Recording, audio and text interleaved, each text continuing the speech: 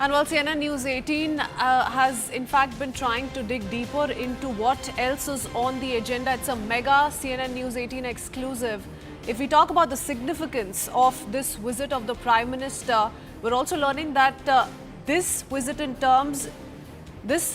the Prime Minister is also an attempt to reinforce relationship between India and Russia and will use personal equation between the Prime Minister and Putin. In fact, as per top sources, we are learning that India has also diversified its international relationships and trade partners, and the idea is to reduce its dependence on any single country. In the current scenario, though, Russia has been an important partner for India in areas like defense and energy, and that is something that India plans to continue to do in years to come as well. So there's lots that we're tracking as far as this visit of the Prime Minister is concerned. But let me quickly take in a word once again from Anand joining us, who continues to stay on with us live from Moscow.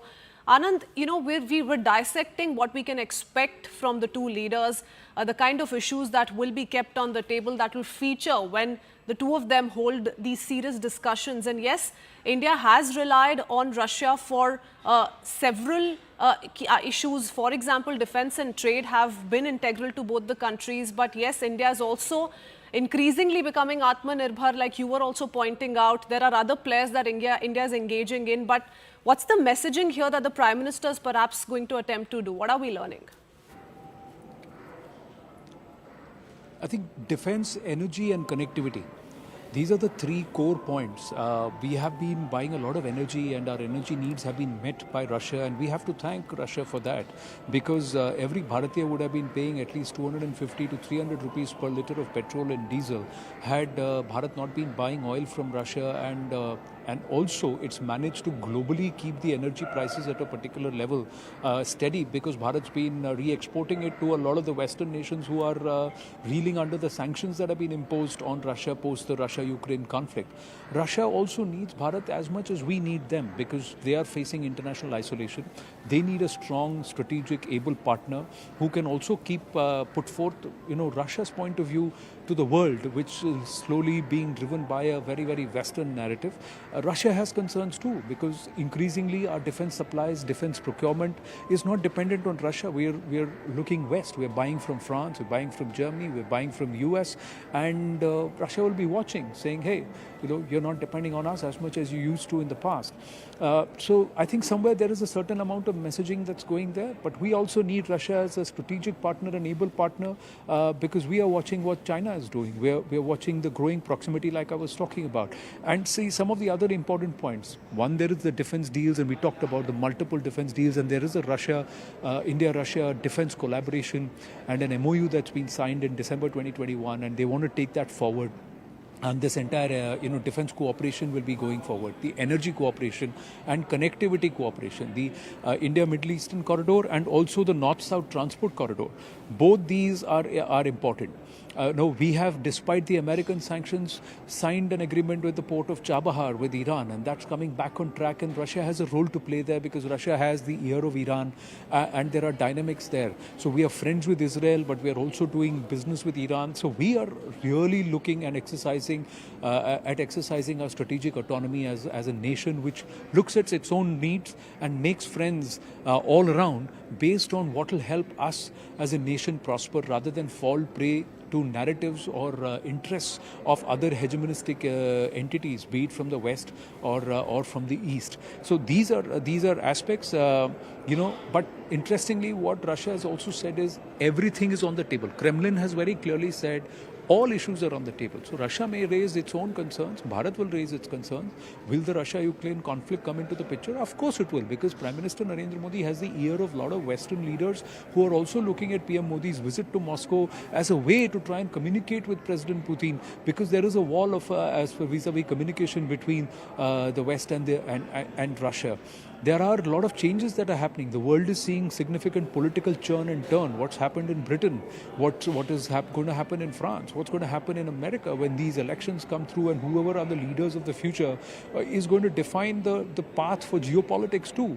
And both President Putin and Prime Minister Modi are going to watch that very carefully. President Putin came back with a strong mandate. Prime Minister Narendra Modi has come back for a third time with a robust mandate, albeit not an overwhelming majority with the BJP, but a strong mandate with the coalition. So So all of these aspects will also come into play. And Manoj Kumar Gupta only underlying that. See, and that's the reason why someone like an Ajit Doval, National Security Advisor, is as involved as a Foreign Minister Subramaniam Jaishankar in trying to set the foundations and perhaps the contours for this meeting between Prime Minister Narendra Modi and President Putin. Absolutely. It's very interesting how, as per sources also we're learning, that's the direction India is headed in. Anand, many thanks for joining us with that detailed perspective. And I want to quickly take in a word from Siddhant as well. Siddhant, given the equation India shares with the Western nations and given the tensions between the West and Russia, India most surely is looking at tapping into the opportunities that India is provided with these changing geopolitical scenarios as well, isn't it?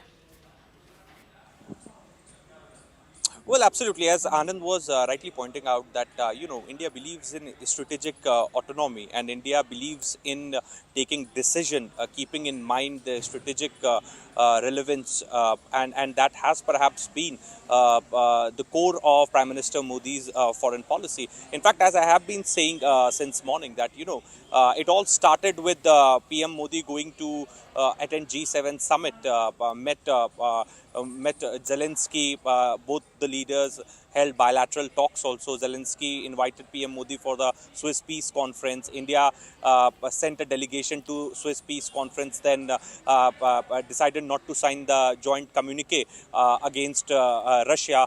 Then India again welcoming US delegation on Tibet, India snubbing SCO. Then again, Prime Minister Modi taking a bilateral visit to Russia to hold summit-level talks with President Putin. So, there are a lot of relevance. There's a lot of messaging in the decisions that has been taken by Prime Minister Modi after coming to power for the third time. And as I was drawing parallels also, in 2019 he went to Maldives and Sri Lanka. In 2014 he went to Nepal and Bhutan first. This time he decided to go to Russia first. India is on the world geopolitical table, and India will call the shots, and that's a very clear and simple message of Prime Minister Modi as he takes this visit to Russia. And in fact, there are all kind of cooperation with Russia, from energy to trade to defense to culture, people to people ties. We are buying S-400 from Russia. The delay is taking place. That is a major concern. We are developing BrahMos with the help of Russia. We are developing AK-203 with the help of Russia. There are multiple joint projects. There are many working groups and subgroups as far as the military review works are concerned. There is intergovernmental military commission. Then there is 2+2 dialogue that India does with Russia on to review the military projects. So, on one end where India has launched ISET initiative with US, where India is involved with US and defense cooperation with US has increased. But on the other end, the defense cooperation with Russia is still very much there. And Siddhant, what's also interesting apart from these equations, what India is also looking at, and this we're learning through our highly placed sources, they're likely to leverage its relationship with Russia to gain access to other countries and markets like the Central Asia through the North-South Transport Corridor, Eastern Europe and the EU through Russia's trade agreements, also Africa where Russia has been increasing its presence. So there's lots that we're looking out for through this visit of the Prime Minister. Thank you, Siddhant, for joining us with the latest. Heading into a very quick break for now. We'll be right back with lots more on the other side. As the world warms,